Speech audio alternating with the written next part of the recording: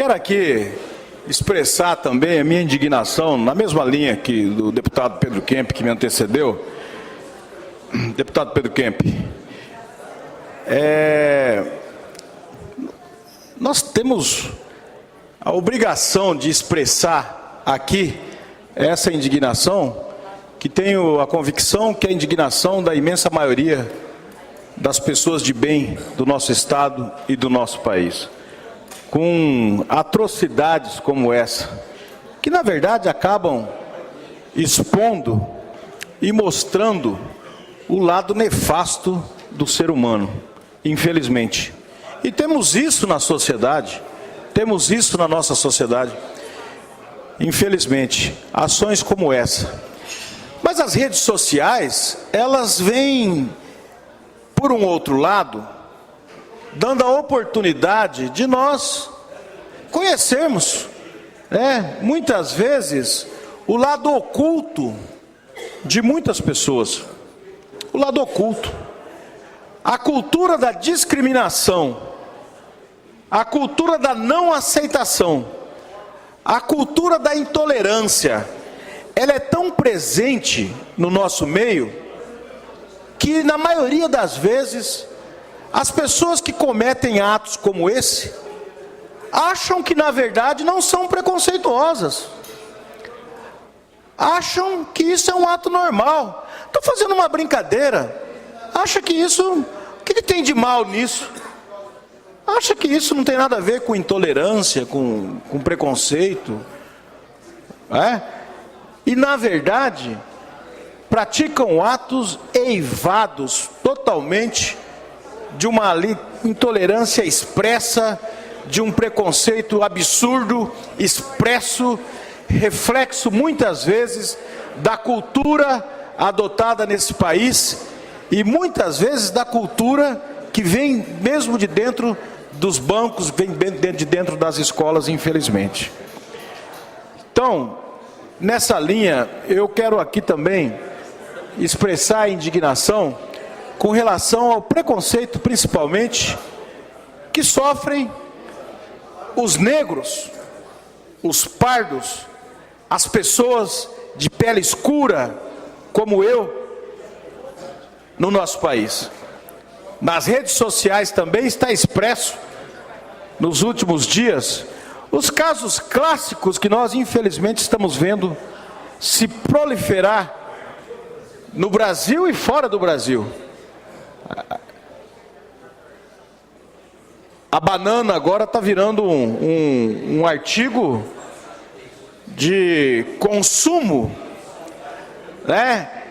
Está se comprando bananas para se agredir, principalmente jogadores de futebol, aqueles que têm a cor escura e que pela intolerância, pela falta de capacidade de conviver e respeitar as pessoas que são diferentes, as pessoas se acham no direito de chamar de macaco, de deixar a banana no carro, ou de jogar a banana no estádio. Teve um episódio agora do jogador brasileiro na Europa que pegou a banana e comeu, enfim.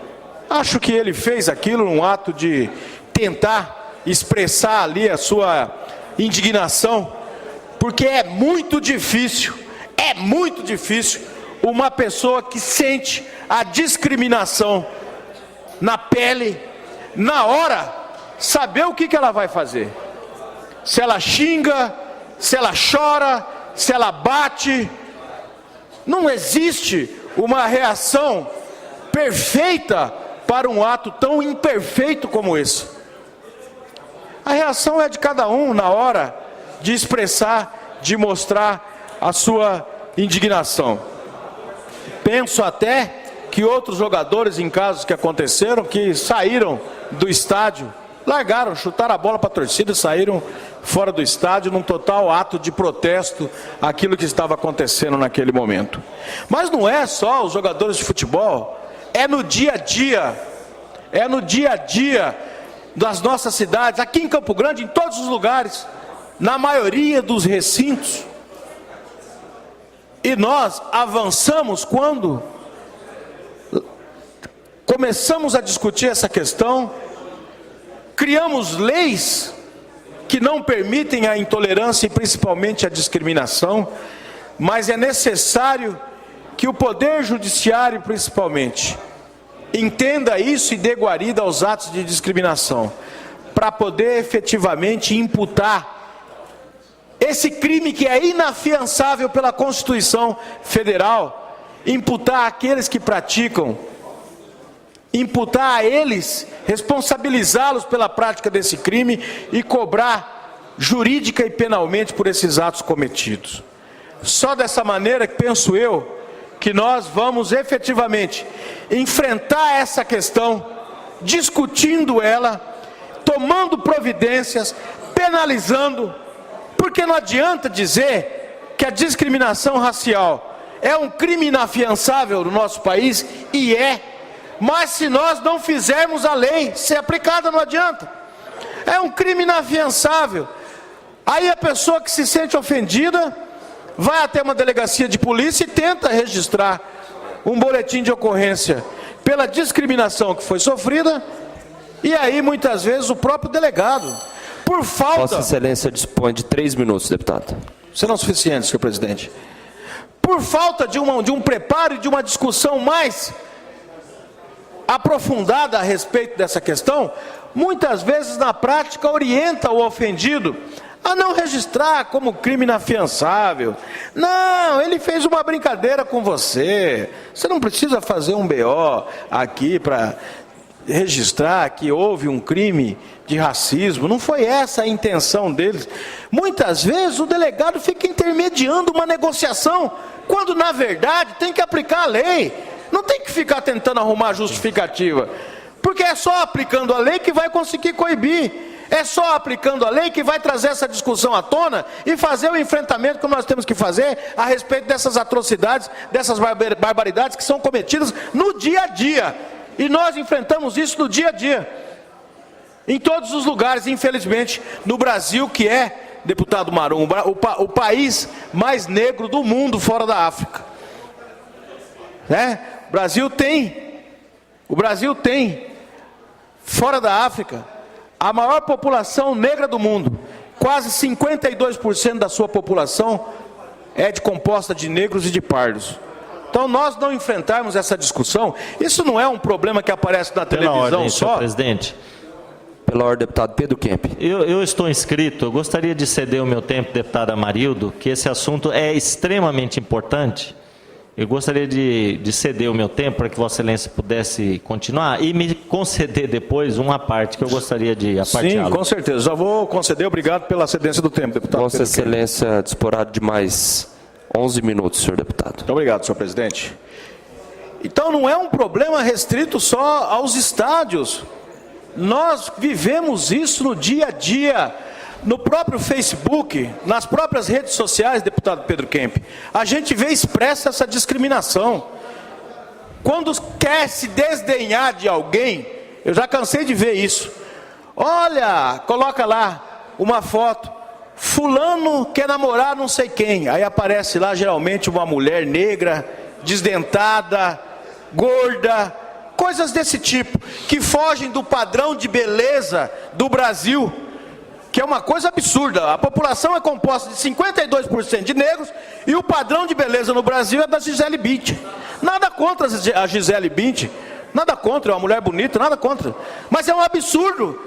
Num país como o nosso, nós temos esse estereótipo, esse padrão da beleza que não corresponde à realidade da população brasileira. Então, não discutir essa questão, não fazer esse enfrentamento, é nós dizermos, principalmente para as nossas crianças, que eles podem continuar perpetuando esse comportamento, esse conceito e essa postura.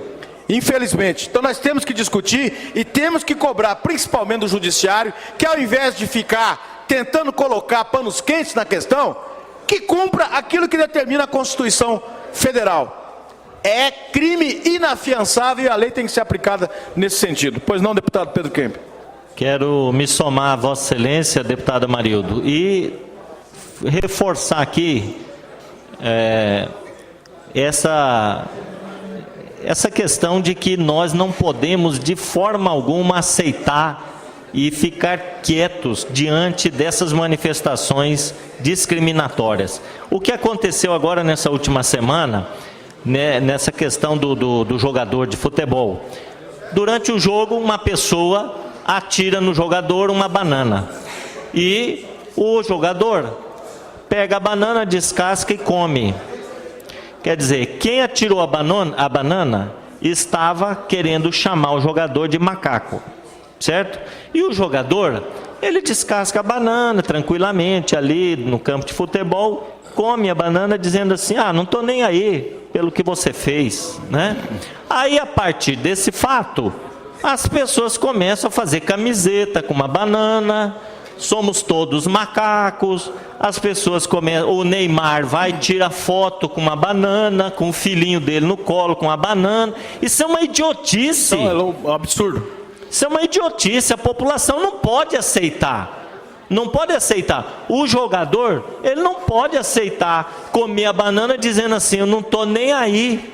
É como se ele não fizesse questão de sofrer essa agressão. Não, aquela pessoa que atirou a banana, ela tinha que ser presa e condenada por crime de racismo. Porque se não for dessa forma, as coisas viram piadinhas. Tudo, né? Viram brincadeirinhas, um joga a banana no outro, chamando de macaco, o outro pega, descasca a banana e come, e fica tudo por aí. Não pode, deputada Marilda. Por quê? É a cultura da discriminação, como eu estava falando anteriormente, né? Essa cultura precisa ser extirpada. As pessoas vão a um jogo de futebol, elas podem xingar o juiz que roubou, não apitou certo, etc., mas não pode ofender a mãe do juiz, não pode ofender a pessoa por ser negra, não pode ofender alguém por ser estrangeiro, não pode, né? Então, a legislação é clara, ninguém pode ser discriminado por causa da sua cor, da sua orientação sexual. Quantos homossexuais aí são mortos, são apedrejados, né, nas ruas por causa da sua orientação sexual. A gente tem que aprender a conviver com a diferença, né? Aprender a ser tolerante, respeitar e respeitoso para com todas as pessoas. É assim que a gente constrói uma sociedade fraterna, uma sociedade democrática. Então, parabenizo Vossa Excelência por trazer mais essa questão da discriminação racial, que no Brasil é velada, é sutil muitas vezes, mas ela existe, né? E o fato desse jogador aí é prova disso. E a população não pode reagir dessa forma, achando que é uma brincadeira e que todo mundo, né, aceita tranquilamente. Não pode, é crime, racismo é crime, e a pessoa tem que ser punida. Deputado Pedro Kemp, incorporo a parte de Vossa Excelência, concordo plenamente, até porque, disse aqui do outro jogador que na verdade chutou a bola para a torcida e saiu do campo. E o outro, se eu não me engano, no Rio Grande do Sul, deputado Marum, esses tempos também, que foi lá na delegacia de polícia e registrou um boletim de ocorrência, né, identificaram os jogadores, e no outro caso também no Rio Grande do Sul, não me lembro o nome do time, também que foi rebaixado, me parece, da Série A para a Série B, em consequência do ato da sua torcida, porque foi identificado ali aqueles que promoveram atos de racismo durante uma partida do Campeonato Gaúcho, se eu não me engano. Então, essas ações, sim, são ações que têm que ser tomadas, esse problema tem que ser enfrentado dessa maneira, com repúdio, com veemência, com indignação, com tomada de providências no judiciário, para que essas pessoas possam pagar pelo crime que estão cometendo. Foi colocado o crime de racismo na Constituição, inafiançável, para que na prática surtisse efeito essa medida e pudesse colocar essas pessoas para poder pagar uma pena e refletir, e não só elas, mas isso que pudesse também ser refletido para toda a sociedade, para que a sociedade possa refletir sobre o seu comportamento, sobre essa cultura de achar que pode fazer qualquer coisa, desrespeitar, discriminar a pessoa por causa da sua condição econômica, orientação sexual ou por conta da cor da sua pele. Pois não, deputado Marum. Deputado Amarildo, em relação ao tema que Vossa Excelência traz neste momento à casa, eu tenho a posição de que poucas coisas são tão torpes, se é que existem coisas tão torpes quanto o racismo. O Brasil, durante muito tempo, estabeleceu e aceitou como força motriz da sua economia homens e mulheres que eram caçados da África, trazidos das condições, em condições completamente subhumanas, e aqui fizeram por um bom tempo a riqueza desse país. Isso me coloca na situação de entender que nós somos sim devedores dos descendentes, em relação aos descendentes dessa gente, e sou inclusive favorável à questão de cotas raciais, tendo que é uma dívida que tem que ser pagada. Mas a cota racial é um racismo ao contrário, mas é uma dívida. É uma dívida que temos que pagar. Talvez um dia não precisemos disso, mas até o momento... O ideal é que nós não precisássemos nunca. Nunca, mas até o momento que essa dívida, sou favorável. Sou também, entendo, que temos que verificar e repudiar aquela ação onde o racismo está presente, para que não entremos também numa histeria, certo? Eu, esses dias, numa palestra que fazia em Brasília, citei o termo quadro negro, porque eu sempre escrevi, era o quadro negro. Nunca vi isso como e isso causou uma celeuma na plateia, porque eu citei, olha, eu usei o quadro negro já. Então eu entendo que também, não sei se esse caminho é o caminho correto, né? Teve uma questão agora essa semana do Faustão, em relação a uma dançarina que ele se referiu ao cabelo, e ele provou que se referia ao cabelo também das dançarinas.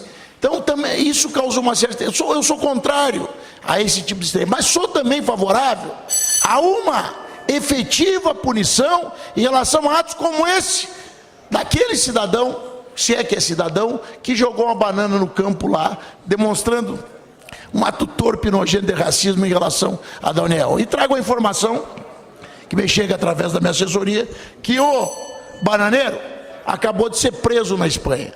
Foi demitido e acaba de ser preso, certo, para responder, inclusive com a perda da sua liberdade, a esse atentado à dignidade humana que ele cometeu lançando aquela maldita banana no campo naquele momento. Ele foi preso e a informação me chega nesse momento. Vossa Excelência disporá de 1 minuto, deputado. Serão suficientes, senhor presidente. Obrigado, deputado Marum. Eu também acho que os exageros também não contribuem, né? Até não podem também atrapalhar a discussão séria de um tema tão importante como esse. E a providência da prisão, e vou mais além ainda, eu acho que a responsabilidade do time, a responsabilidade da federação, sabe, ser banido dos estádios, imputar multa, tem que servir de exemplo em qualquer lugar sério do mundo. Se faz, é exatamente isso que se faz com quem comete uma ação tão absurda como essa, de não respeitar a cor da pele da outra pessoa, do cidadão, né? Não respeitar a origem, não respeitar a história, e como bem lembrou aqui, deputado Marum, os negros que saíram da África catados a laço contra a sua vontade, construíram e deram identidade a esse país.